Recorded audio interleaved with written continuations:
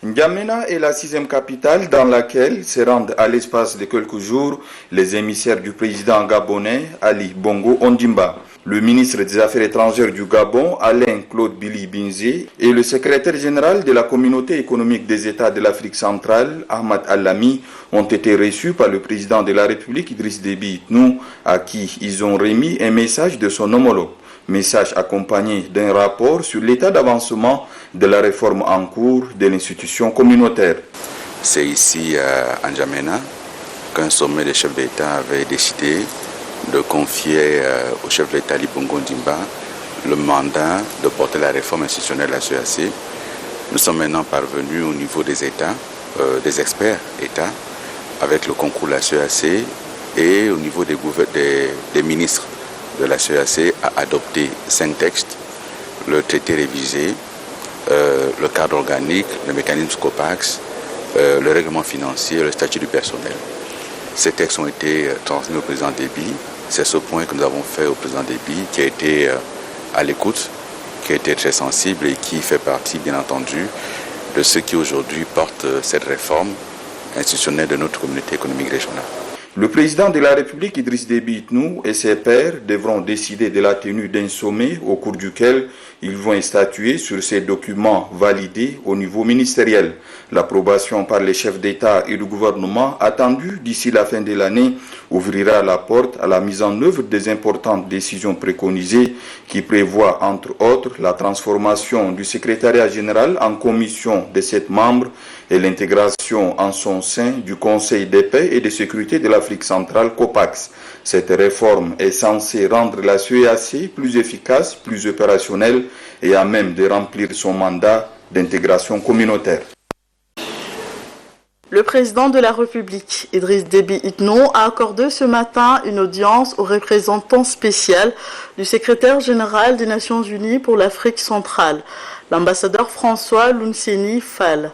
L'audience a duré 1 heure. Différents sujets d'intérêt national et régional ont été abordés à la veille de l'Assemblée générale des Nations unies. Les relations de coopération multilatérale entre l'ONU et le Tchad, les prochaines élections législatives et la nécessité de mettre tout en œuvre pour que les élections se déroulent d'une manière pacifique, libre et transparente. En outre, il est important que tous les acteurs soient associés à l'effort de consolidation de la paix et de la démocratie afin de permettre aux Tchadiens de vivre ensemble.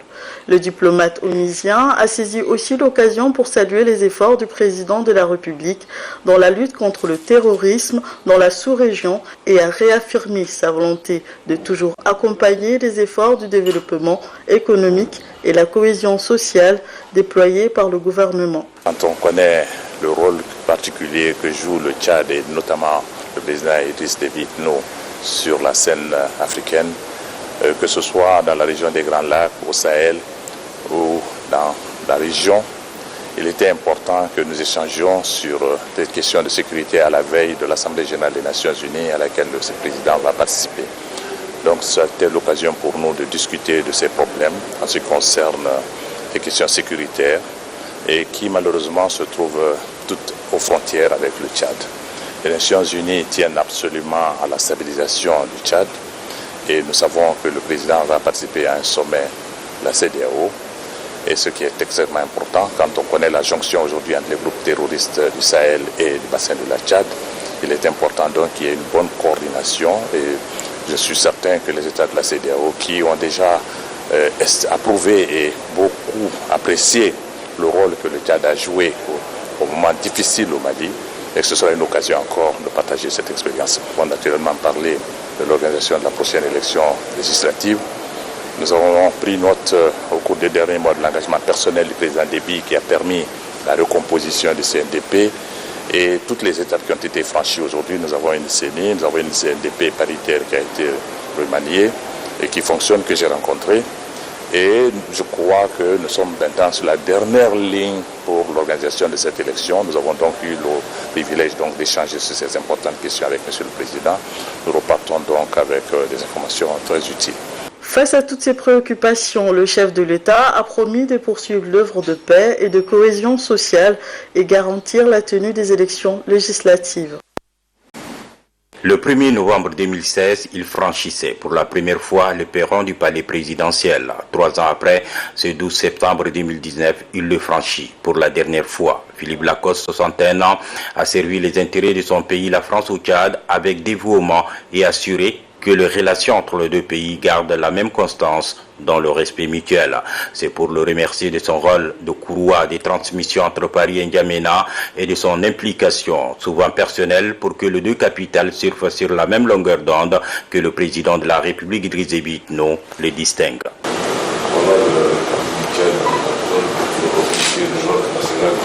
Pendant son séjour, il a travaillé pour porter au summum cette relation de coopération dans des domaines aussi variés que prioritaires. Le désormais ex-ambassadeur de France au Tchad garde du pays de Toumaï de nombreux souvenirs. L'un d'eux l'a singulièrement marqué. Sans aucune hésitation, c'est la visite du président de la République, Emmanuel Macron, en décembre dernier. La dernière visite d'un président français qui ne s'inscrivait pas dans une tournée africaine, c'était celle du président Pompidou en 1972. Donc c'est dire que de faire une visite bilatérale, c'est une visite sur laquelle on avait beaucoup travaillé et qui s'est très bien passée, dont les deux présidents gardent un bon souvenir et qui ont donné, je dirais, un nouvel élan finalement à cette relation séculaire et qu'on réduit trop souvent uniquement à les aspects défense et sécurité, alors que nous faisons plein d'autres choses au Tchad. Évoquant le fort lien entre les deux pays, Philippe Lacoste parle avec certitude du nouvel élan et du potentiel à exploiter pour rendre encore beaucoup plus dynamique une coopération historique et basée sur la mutualité. Il est excellent. Alors on peut toujours faire plus en termes de montant, etc. Mais les relations politiques sont bonnes.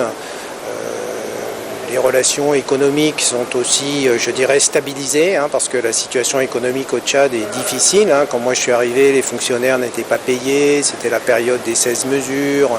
Quelque part, il y a eu une économie à l'arrêt. Donc là, aujourd'hui, avec l'aide de l'ensemble des partenaires techniques et financiers, cette situation elle est stabilisée. Maintenant, il faut travailler à la relance économique. Moi, je pense qu'on peut faire plus dans le domaine de l'éducation.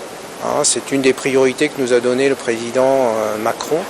Dans la répartition du travail, la division du travail entre bailleurs, c'est vrai que l'éducation était plutôt du domaine de la Banque mondiale, etc. Parce que c'est un secteur qui demande beaucoup de moyens et que voilà, il est en situation difficile. C'est l'avenir du pays. Il n'y a pas d'avenir sans une population et des jeunes éduqués. Et je pense que là, on va faire davantage, nous, dans les années qui viennent, dans ce domaine-là, et à tous les niveaux, à la fois au primaire, mais aussi en termes de formation professionnelle, etc., pour que les Tchadiens aient des capacités intellectuelles, financières, techniques, de se prendre en charge et de relancer le développement dans un pays qui a des potentialités. Par rapport à d'autres pays, ici, il y a des milliers d'hectares qui ne demandent qu'à être irrigués, il y a des ressources minières, il y a beaucoup mais tout ça nécessite une organisation, une structure, des filières. Et ça ne s'invente pas, ça se construit et il faut des gens compétents pour le faire. C'est après un entretien de plus de 3 quarts d'heure que l'ancien ambassadeur de France au Tchad, Philippe Lacoste, quitte les allées du palais présidentiel. Il est rappelé à Paris où il retrouvera l'administration centrale au Quai d'Orsay. Il est remplacé à ce poste en N'Djamena par Bernard Kocheri, ex-ambassadeur de France au Congo-Brazzaville.